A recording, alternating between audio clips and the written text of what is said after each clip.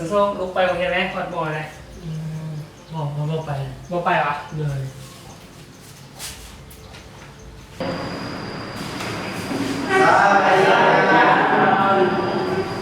เป็นอะไรพ่อจ๋า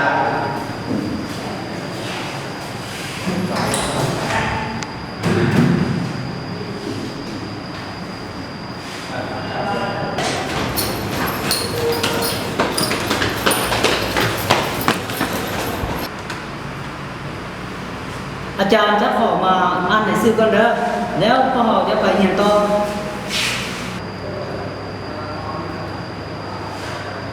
Tao ăn cái màu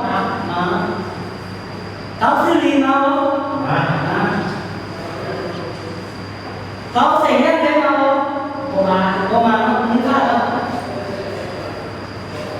tao sẽ chụp cái màu của mà nó khác tao không đi đấy đâu tao chạm đấy đâu tao phán đấy đâuเขาสี่โลได้มาเนาะโอเคแล้วแสดงว่าวันนี้ทั้งสองคนเนาะโอเคแล้วเราจะไปซื้อรถกันกัน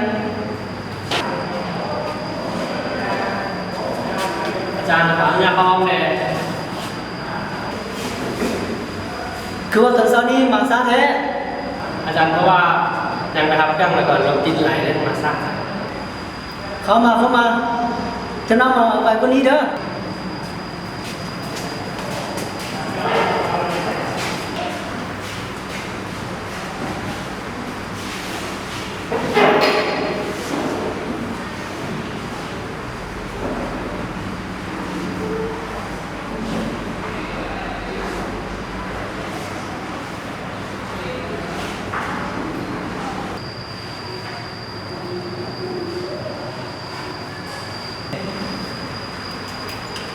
วันนี้ว่าเฮีย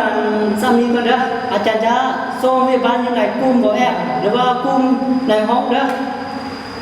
อาทิตย์หน้าส่งให้อาจารย์เด้อ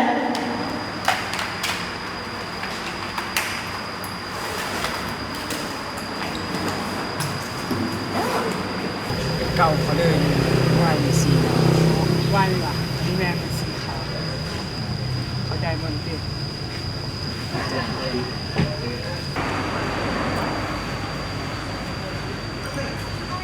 เอาสองคนนั้นเลย ย่านพระเจ้าประเทศเข้าใจเหมือนที่ เข้าใจอยู่ เขาจะมาแล้วเอากลับมาเฮ้ยกลับบ้านเลยเฮ้ยกลับ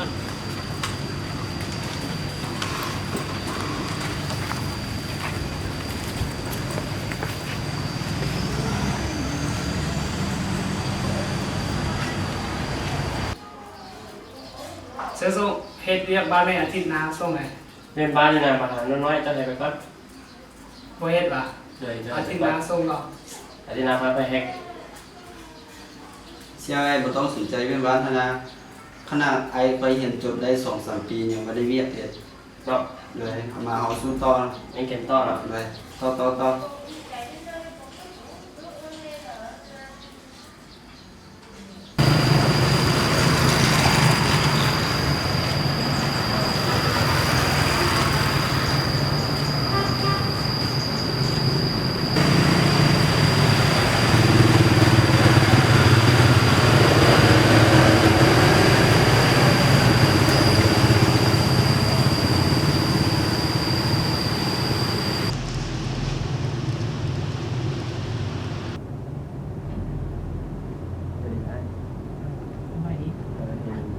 ไปว่าครับในงานของทางนี้จะมีอย่างไรบ้าง เลยครับ อันนี้ยังมา นั่นแหละ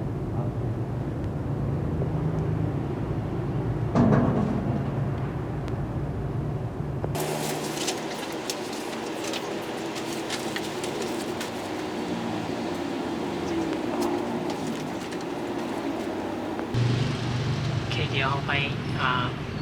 บอกว่าหน้ามาเลยเอาหน้ามาลงหน่อยหนึงก่อน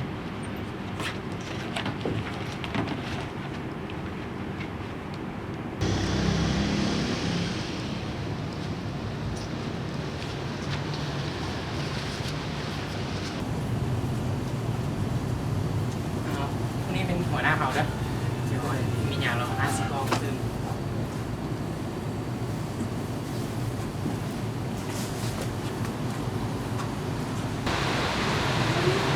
ก็มาสมัครเรียนเอาคะแนนเจ้าสังกัดเรียกว่าเอาไปเรียนจบคือมาสมัครเรียนเลย เว้นจะมาเมื่อนั้นโมหะความจำอะไรมาตั้งใจกันก็เรียนเขามันกดถือหน้าที่ก็ทับละแต่สมัยเรียนหลายๆวันแล้วก็มันจะสอนมาตอนนี้สมัยเรียน ไม่เป็นอย่างเพื่อมาสมัครเรียนนี้จากเดียว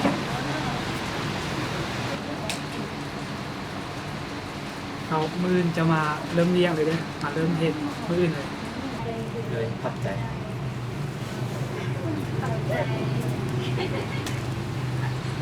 ใจ